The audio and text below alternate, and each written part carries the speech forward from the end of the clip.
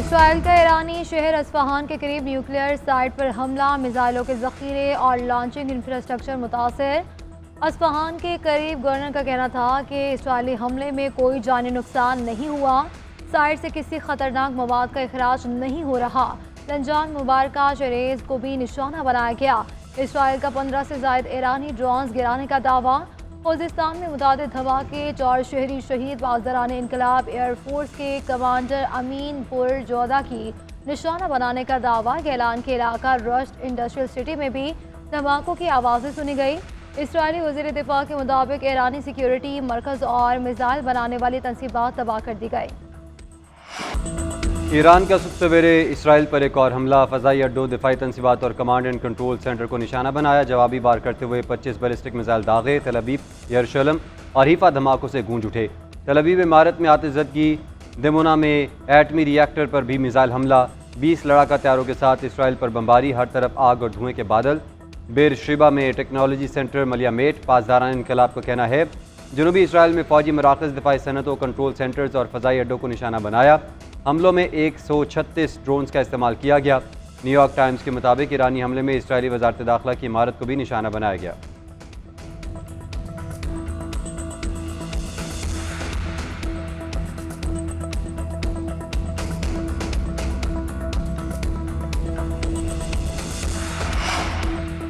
Iran में ज़मीनी फ़ौज उतारना आखिरी हल होगा। जंग में शामिल होने या ना होने का फैसला 2 हफ्ते में करूंगा। अमेरिकी सदर ट्रंप की सहाफ़ियों से गुफ्तगू। कहा, ईरान इसराइल मुज़ाकरात से पहले सीज़ फायर चाहता हूँ। इसराइल के पास इतनी सलाहियत नहीं कि वो ईरान की जौहरी सलाहियत ख़त्म कर सके।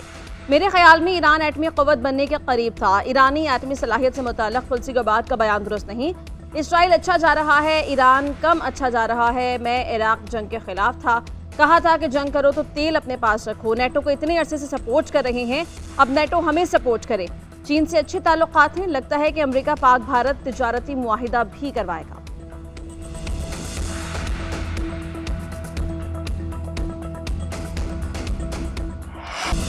पाकिस्तान के अमेरिकी सदर डोनाल्ड ट्रंप को नोबेल अमन इनाम के लिए नामजद करने की सिफारिश। ट्रंप का किरदार आलमी अमन और मशरिक़ वस्ती में इस्तेहकाम के लिए अहम करार। ट्रंप की अमन पसंद क़यादत असल सालिस है। पाकिस्तान ने कहा कि ट्रंप की सिफारती कोशिशों से पाकिस्तान और भारत के दरमियान कशीदगी में कमी आई। इस्लामाबाद और नई दिल्ली के साथ सिफारती रवाबित से जंग का खतरा टला। जनूबी एशिया को एटमी तसादुम से बचाया। पाकिस्तान मसला कश्मीर के हल में ट्रंप की संजीदा दिलचस्पी और मदद को सराहता है। आलमी अमन और मशरिक़ वस्ती में इस्तेहकाम के लिए भी ट्रंप का किरदार अहम है। ट्रंप ने पाक भारत जंग बंदी पर नोबेल इनाम की ख्वाहिश का इजहार किया था। कहा था कि नोबेल इनाम सिर्फ लिबरल्स को मिलता है, ये लोग मुझे नहीं देंगे।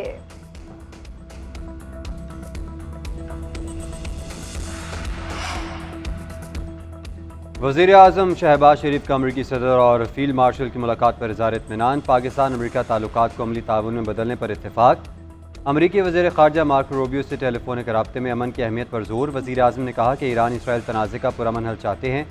मार्को रूबियो ने कहा, पाकिस्तान के ईरान के साथ करीबी ताल्लुकात हैं, मौजूदा बहरान में अमन की कोशिशों में मौसर किरदार अदा करे।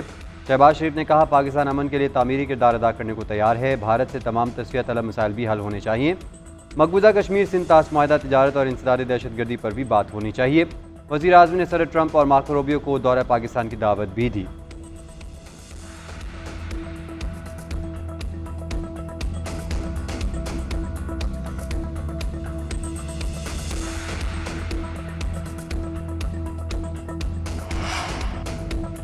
भारत सिंध ताश मुआहिदा माने वरना 6 दरिया वापस करना पड़ेंगे। जंग हारने के बाद भारत सिफारती महाज पर भी नाकाम रहा। हमने भारत से सिफारती जंग भी जीती। कश्मीर अब भारत का अंदरूनी मामला नहीं रहा। अमरीकी सदर कह रहे हैं कि वो मसला कश्मीर हल करवाने के लिए तैयार हैं। Chairman people's party Bilawal Bhutto का कराची एयरपोर्ट पर कारकुनों से खिताब। कहा, भारत को लगा कि हमारे शहरियों को मारेगा और हम बानी पीटीआई की तरह खामोश रहेंगे। सियासी यतीम सूबों के दरमियान नफरतें फैलाने के आदी हैं। इनके धरने और शोर का क्या हुआ? इनके पीछे हमेशा भारत का पैसा रहा है। 4 साल बाद इलेक्शन में इन सियासी यतीमों को फिर इबरतनाक शिकस्त देगी।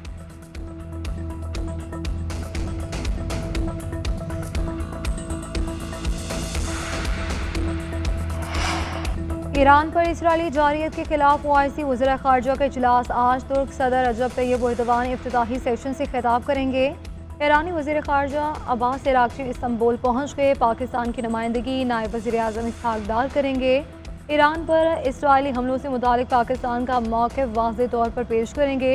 ईरानी और सऊदी वज़ीर ख़ारजा से मुलाकात करेंगे। बांग्लादेश, आज़रबाईजान, तुर्की, मलेशिया, मिस्र और कुवैती हुकाम से मुलाकातें तय।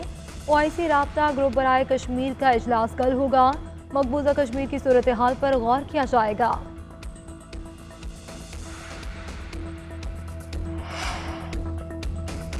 ईरान इसराइल तनाज़े पर अक़वाम मुत्तहिदा की सलामती कौंसिल की अहम बैठक। सेक्रेटरी जनरल एंटोनियो गुतेरेस की अमन मुज़ाकरात शुरू करने की अपील। खिताब में कहा, अमन को मौका दिया जाए, तनाज़ा मज़ीद बढ़ा तो फिर किसी के कंट्रोल में नहीं रहेगा। चीनी सफ़ीर का जनेवा में मुज़ाकरात का खैर मकदम, बातचीत में किरदार अदा करने की पेशकश कर दी। रूसी मंदूब बोले, पुरअमन एटमी तनसीबात पर हमले दुनिया को तबाही की जानिब धकेल सकते हैं। अमरीकी मंदूब ने कहा, ईरान को जोहरी अज़ाइम तर्क करना होंगे। सरबरा IAEA का कहना था कि तेहरान में ताबकारी के शवाहिद नहीं मिले।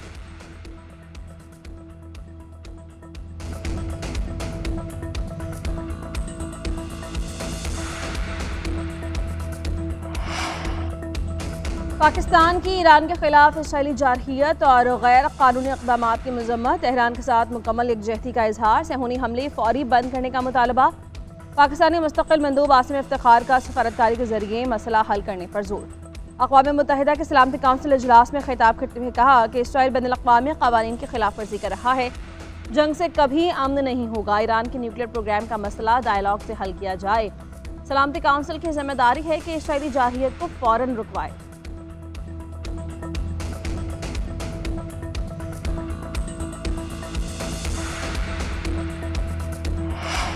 ईरान की दिफाई सलाहियतों पर मुज़ाकरात नहीं होंगे। ईरान अपने दिफा का जायज़ हक इस्तेमाल करता रहेगा। ईरानी वज़ीर ख़ारजा अब्बास अराग़ची का दो टोक मौक़िफ़ कहते हैं, एक बार जारियत बंद हो जाए तो सिफारतकारी को मौका देने के लिए तैयार हैं। फ्रांसीसी वज़ीर ख़ारजा ने कहा कि अस्करी तौर पर ईरान के जौहरी मसले का हल नहीं निकल सकता। मुज़ाकरात पर राज़ी करने की कोशिशें जारी रहनी चाहिए। जर्मन वज़ीर ख़ारजा का कहना था कि कशीदगी बढ़ने से रोकने के लिए मुज़ाकरात ज़रूरी है। यूरोपीय कमीशन की नायब सदर काजा कैलास बोली कि खित्ते में कशीदगी किसी के मफाद में नहीं। बरतानवी वज़ीर ख़ारजा डेविड लेमी ने कहा कि ईरान जौहरी हथियार नहीं बना सका, मुज़ाकरात के लिए गुफ्तगू जारी रखना चाहते हैं।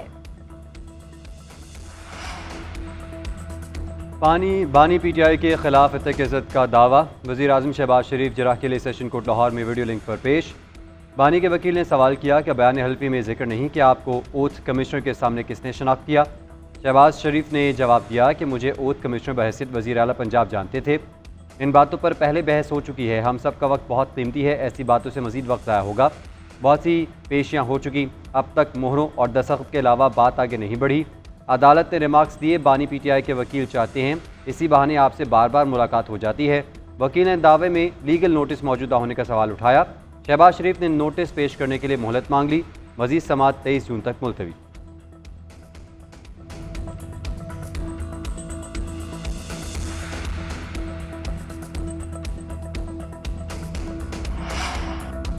बानी PTI के खिलाफ GHQ हमला और 9 मई के 12 मुकदमात की समाअत। ATC जज के रुख्सत के बायस समाअत 26 जून तक मुलतवी। समाअत आज अरियाला जेल में होना थी। चालान की नक़ुल भी तकसीम की जानी थी। अदालती अमले ने बानी के वकला को आगाह कर दिया।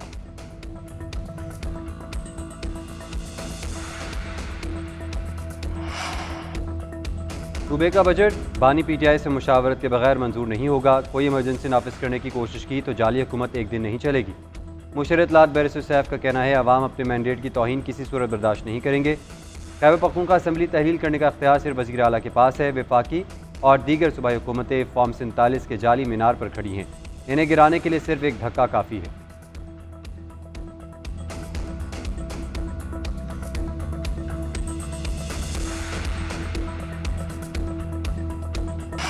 मौसीकी अमन का सफ़ीर बनकर मोहब्बत और अमन के पैगाम को सरहदों के पार पहुंचाती है। खुशी हो या गम, जुदाई हो या वसाल, मौसीकी हर कैफियत को बयान करने पर कादिर है। वज़ीर आला पंजाब मरीम नवाज शरीफ का मौसीकी के आलमी दिन पर पैगाम। कहा कि पाकिस्तानी फ़नकारों ने मशरक़ी मौसीकी को बैनुल-अक़वामी शनाख्त दी। नौजवान फ़नकारों की तरबियत और मुआवनत की जा रही है। फ़न और मौसीकी के लिए आर्टिस्ट फ़ंड के ज़रिए नादार फ़नकारों की माली मुआवनत जारी है। पंजाब में मुहर्रम उल हराम में सिक्योरिटी के पेश नज़र दफ़ा 144 नाफिज करने का फैसला। यकम से 10 मुहर्रम तक पाबंदियाँ नाफिज रहेंगी। 9 और 10 मुहर्रम उल हराम को डबल सवारी बंद रहेगी। बुजुर्ग शहरी ख़वातीन और सिक्योरिटी एहलकार मुस्तस्ना होंगे। तर्जमान महकमा दाखिला पंजाब के मुताबिक जुलूसों और मजालिस में इश्तियाल अंगेज़ नारों पर पाबंदी होगी। फ़िरका वाराना और नस्ली मुनाफरत को हवा देने वाले बयानात नहीं दिए जाएंगे। जुलूस के रास्तों पर वाक़ मकानात या इमारतों की छतों पर मोर्चों की तामीर पर पाबंदी। रूट पर बतौर तमाशाई मौजूदगी पर भी पाबंदी आयद कर दी गई।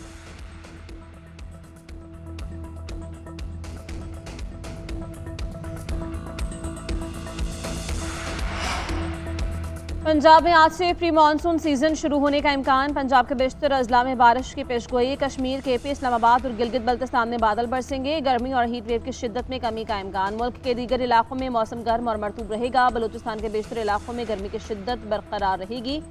नौकंदी में दर्जा हरारत 48, सिबी में 47 और तुर्बत में 45 तक जाने का इम्कान है। नवाबशाह, दादू, मोहिंजोदाड़ो में 47 को छुएगा।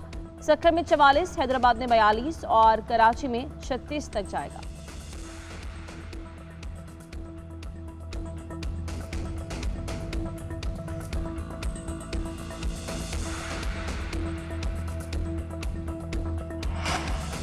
रवा साल का सबसे तवील दिन आज और रात मुख्तसर तरीन होगी। महकमा मौसमियात के मुताबिक आज सूरज की रोशनी 13 घंटे 41 मिनट तक बरकरार रहेगी।